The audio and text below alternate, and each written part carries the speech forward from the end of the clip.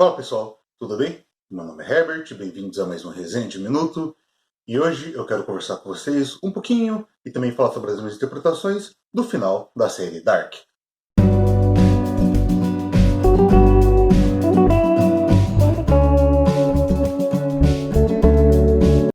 Bom pessoal, como eu disse agora na introdução do vídeo, hoje a gente vai falar sobre o final de Dark, a série original da Netflix que se encerrou na terceira temporada. E eu já deixo claro que o final dessa série ele abre brechas para várias interpretações.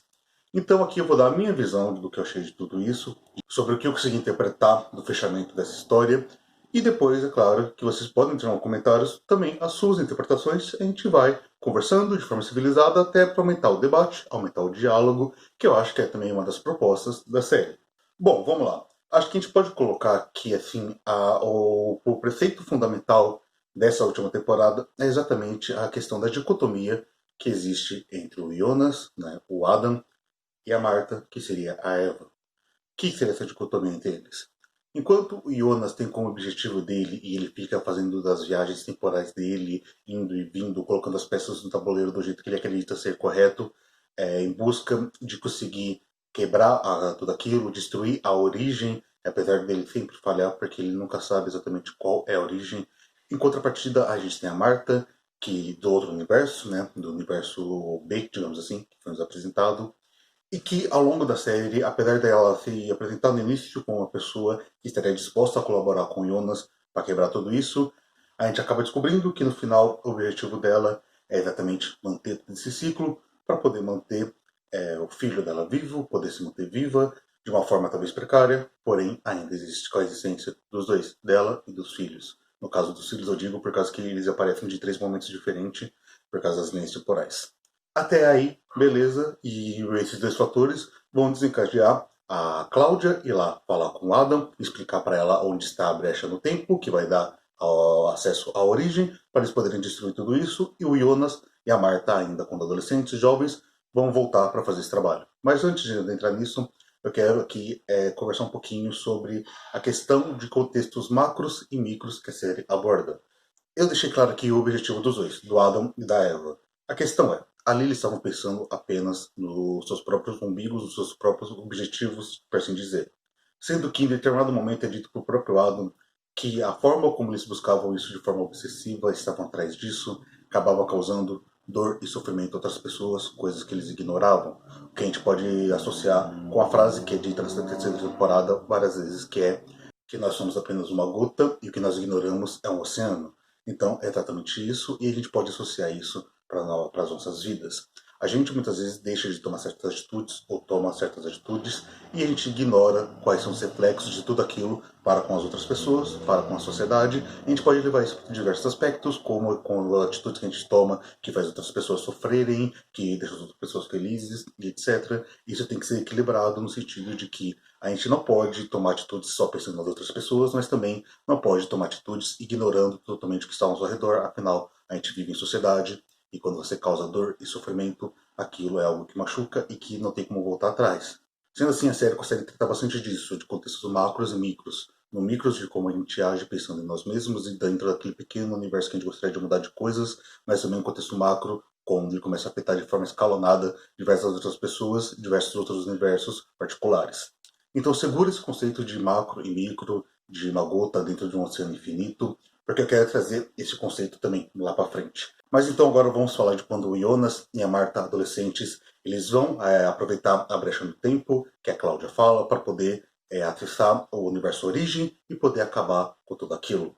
Bom, para quem assistiu a série sabe que essa brecha no tempo que a Cláudia se refere é que durante o Apocalipse, durante um pequeno momento, o tempo foi parado, o que gerou essa brecha que permitiria eles viajarem até esse outro universo. A Marta e o Jonas assim fazem, acabam impedindo a morte do filho do Tannhaus, que, por consequência, impede ele de construir a máquina do tempo, sendo assim, acaba também não causando a ruptura que gerou os dois universos, do Jonas e da Marta. Ao fazer isso, eles acabam destruindo os seus próprios universos, suas próprias existências. Porém, que a gente tem que considerar algumas coisas, porque a gente pode considerar que isso aqui foi um final fechado da história desse Jonas e dessa Marta, sim, mas será que realmente é isso? Bom, vamos lá. Mas antes de abordar isso, eu gostaria de pedir, por favor, para vocês, se estiverem gostando do vídeo, se inscrevam no canal, deixe o like, comente, compartilhe, porque isso me ajuda demais e faz o rendimento crescer na plataforma, beleza? Vamos lá, como eu disse aqui, o que se fecha é o final da história daquele Jonas e daquela Marta. E eu quero abordar isso um pouquinho com vocês. Primeiro, a gente tem aqui uma questão, como eu falei lá anteriormente, de conceitos macros e micros. E conceitos macros e micros podem ser aplicados em várias perspectivas. A gente tem, por exemplo, o conceito de micro, que eu falei em relação ao personagem, e no contexto macro, como ele afeta as pessoas ao seu redor, e isso vai se tornando de forma escalonada. Quando a gente para para pensar em universos, não é diferente. Afinal, o que a gente acompanha aqui é um universo, origem, que gerou outros dois universos, que foi gerando tudo aquilo que a gente viu na série. Eles voltam para acabar com a causa que gerou os universos lá no origem, para poder então acabar com tudo aquilo. Porém, a série deixa claro, e também questões de ficção científica deixam isso bem exposto, que aqueles três universos são apenas uma parte de um todo, uma parte de um infinito. Sendo assim, é extremamente provável, na verdade a gente pode até afirmar que existe uma outra infinidade de universos, dos quais podem acontecer da ruptura, gerar outros universos ou não, que vão gerar outros Jonas, outras Martas ou não. De forma semelhante, o que talvez aconteceu na série que a gente acompanhou, da história que a gente acompanhou, pode ser semelhante sim, ou também pode ser totalmente diferente e vai ser coisas particulares dos seus próprios universos de formas infinitas. A gente já viu outras séries trabalhando com isso, como por exemplo a questão de Rick and Morty, onde o Rick acaba viajando de várias dimensões diferentes e de forma inevitável, uma hora ele acaba achando uma dimensão parecida com a sua dimensão origem. Aqui então a gente pode interpretar que o que a gente viu foi o fechamento daquela história, daqueles três universos.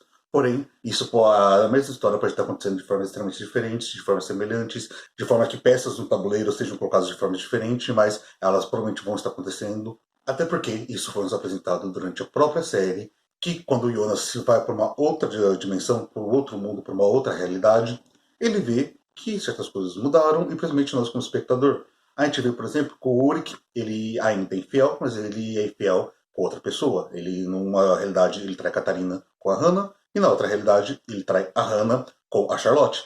Então, certas coisas podem não ser semelhantes, mas muitos dos conceitos sempre estão presentes. Sem falar que aqui a gente tem que considerar uma coisinha muito importante, que é assim, o Jonas e a Marta resolveram ir para o seu universo origem para poder evitar que a máquina do tempo fosse construída. Sendo que a máquina do tempo só foi construída para que o Tom House conseguisse evitar a morte do filho e também da sua nora. Então aqui a gente pode pensar de uma certa forma que ele conseguiu esse objetivo. Já que se ele não conseguiu necessariamente, por forma bem objetiva, fazer com que o filho e a nora voltassem na dimensão dos mortos, que ele conseguisse mudar tudo isso, o fato dele ter criado a máquina do tempo gerou dois universos que lá para frente fez com que duas pessoas fossem para o universo origem destruir exatamente o que gerou a máquina do tempo, por consequência salvando o seu filho, sua nora e sua neta. Sendo que a gente também tem que considerar uma coisa, a Marta e o Jonas conseguiram quebrar aquilo naquele momento. Não significa que uma outra tragédia pudesse acontecer, por exemplo, envolvendo o filho mesmo do cientista, o que poderia gerar que ele construísse também uma máquina do tempo novamente, ou que ele tentasse por qualquer outro motivo, que gerasse também rupturas, enfim. Talvez ele tenha só mudado uma peça do tabuleiro, que por consequência pode mudar o jogo todo, mas a essência inevitavelmente estará lá. Isso é uma coisa que acaba mexendo com a gente, que a série sempre traz, que é a questão do tempo como um deus, como algo inevitável, algo que realmente você pode mudar algumas coisas, mas não pode impedi-lo. O que nos leva também lá para aquela cena final, a cena onde a gente tem o pessoal jantando, numa estrutura diferente do que a gente já tinha visto até nas realidades que a gente acompanhou, o que faz pensar que, nossa, realmente as coisas mudaram, não existe mais o Jonas, não existe a Marta, o Ulrich não está ali casado com a Catarina, as coisas estão totalmente diferentes, a Regina está viva, realmente tudo que eles fizeram deu certo, gerou uma realidade nova. Mas novamente, não é exatamente isso. Já que a gente tem um momento que a gente vê a Hannah falar que ela teve um déjà vu, que ela teve um sonho com aquilo, e que era um sonho relacionado ao final do mundo, e também esse déjà vu começa quando ela olha para o casaco amarelo na cadeira. Sendo que lá no final ela fala sobre a gravidez dela e fala que um nome legal para o seu filho seria Jonas. Então vamos interpretar tudo isso. Primeiramente aqui eu quero falar sobre o conceito de déjà vu na série, que é esse conceito deles já terem vivido algo e já terem presenciado algo, e quando eles vivem aquilo de novo, eles têm a sensação que já aconteceu, porque, na verdade, já aconteceu mesmo, uma vez que o futuro ele é inevitável. O passado não pode ser mudado porque o futuro já foi construído, isso é dito na série. Então aquilo que a Hannah sentiu ali, aquele déjà vu, pode ser o início de todo um novo ciclo. Afinal, ela está grávida e ela quer dar o nome do filho de novo de Jonas. Ah, mas esse Jonas não é filho do Mikkel, e nem coisa do tipo, tal. Tudo bem, ele não é filho do Mikkel. Mas quem disse que o Jonas, sinceramente, precisa ser filho do Mikkel como uma peça fundamental? É claro que esse Jonas que vai nascer ali não é o mesmo Jonas da realidade que a gente acompanhou, mas não significa que ele não pode ter um papel tão fundamental quanto o Jonas que a gente viu. Sendo que o que pode também nos dar um indício disso é o próprio casaco amarelo que a Hannah vê. O casaco que a gente vê nessa realidade, ele é bem mais escuro do que o casaco que nos é apresentado na realidade, tanto da Marta quanto do Jonas da série. Então, aquela questão é exatamente isso. O elemento está ali, a essência está ali. Diferente? Sim, porém a essência está ali. O que me remete também ao que eu já havia comentado. O Jonas e a Marta conseguiram quebrar aquilo, deram um final para a história deles? Sim, mas não significa que todo esse ciclo, num mar infinito de possibilidades, de universos, de realidades, não possa acontecer novamente. Afinal, as possibilidades são literalmente infinitas. E por fim, porém não menos importante, a gente tem aqui duas peças fundamentais nesse tabuleiro, como eu comentei lá no início, que é o Adam e a Eva, mas a gente tem uma terceira peça tão fundamental quanto, que é a Cláudia. A Cláudia, ela vai lá no final e fala sobre a brecha do tempo pro Adam, sendo que durante toda a série foi colocada a Cláudia como uma parte oposta do Adam, uma pessoa com quem o Adam estaria lutando contra. Inclusive, durante a terceira temporada, a gente vê que a Cláudia, de um dos mundos que compartilhava as visões da Eva, interferia no outro para poder, assim, dar toda a continuidade desse ciclo. Mas a Cláudia é um personagem muito enigmática, muito interessante, porque a gente consegue perceber que em vários momentos ela não se submete à vontade dos dois, inclusive ela tem seus próprios objetivos, o que me leva a um ponto extremamente importante. Por que ela estaria só obedecendo a Eva, ou por que ela falaria da brecha do tempo pro Adam se ela não tivesse outro objetivo?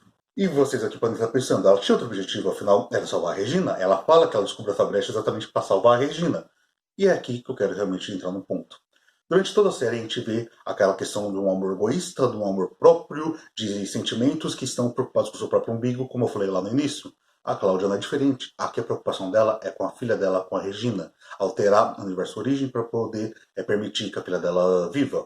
Porém aqui a gente pode pegar talvez uma pequena mentira dela, que ela fala que aquela brecha, aquele momento seria um momento único, um momento que nunca foi criado, um momento que estaria quebrando todo aquele nó, quebrando todo aquele conceito de inevitável, de algo que está determinado para sempre. Mas a gente tem aqui uma coisa que a série nos apresenta que é o Jonas e a Marta, quando eles estão naquele momento ali entre os universos, que seria o momento onde o espaço, o tempo, né, de houve a brecha, a gente tem a questão que aparece o Jonas, pequenininho, abrindo ali, olhando pro porão, e tendo a visão da Marta, é uma lembrança que ele carrega com ele mesmo, e o contrapartida da Marta também tem essa visão quando pequena, onde ela abre o armário e vê o Jonas naquele momento. Então, assim, se aquele era um momento único, essa lembrança não poderia acontecer. Porque se existe uma lembrança, é porque não foi a primeira vez que aquilo aconteceu. Novamente, o conceito de déjà vu. Então, assim, talvez, se a gente considerar um universo mais macro ainda, como eu falei, várias realidades, vários universos, novamente aqui o conceito de macro, tudo aquilo tem que acontecer diversas vezes, diversos momentos, até que os personagens estejam prontos exatamente para quebrar todo aquele universo, quebrar a ruptura, quebrar os motivos que geraram a máquina do tempo, etc. Mas ao mesmo tempo, em outros universos, isso vai acontecer diversas vezes. Ou seja, se os dois cresceram com a lembrança de terem visto já um ao outro quando abriram as portas, quando acharam de uma brecha no tempo e espaço, quer dizer que aquilo acontece de forma repetida eternamente, novamente. Ou seja, vai sempre acontecer. Um universo que gera mais dois, que depois tem que se desfeito tudo isso, vai sempre estar acontecendo. Sendo assim, o que a gente pode concluir no final é que a série nos deu um final? Sim. Um final para aquela história que a gente acompanhou do Jonas e da Marta? Sim. Mas, fazendo até uma analogia ao que é dito na série, tudo isso que a gente viu é apenas uma gota no oceano infinito de possibilidades. O que é algo que pode ser um pouco incômodo, digamos assim, porque parece que realmente as coisas são inevitáveis, que a gente não tem livre-arbítrio, que as coisas vão continuar acontecendo sempre em diversas formas, diversas realidades, mas ao mesmo tempo não deixa de ser belo e poético e conversa exatamente com o que a série nos apresenta nas 3 temporadas. O inevitável tentando ser evitável. Então, é isso, pessoal. Espero que vocês tenham gostado. Por favor, não esqueçam de se inscrever no canal, deixar o like, comentar e, possível, compartilhar, porque isso faz o Resenha de Muito crescer na plataforma. Comenta aqui as suas interpretações do final da série. Eu vou ficar bem feliz em lê-las, poder discutir com vocês. Enfim, eu espero vocês no próximo vídeo. Fiquem bem e até a próxima. Tchau, tchau.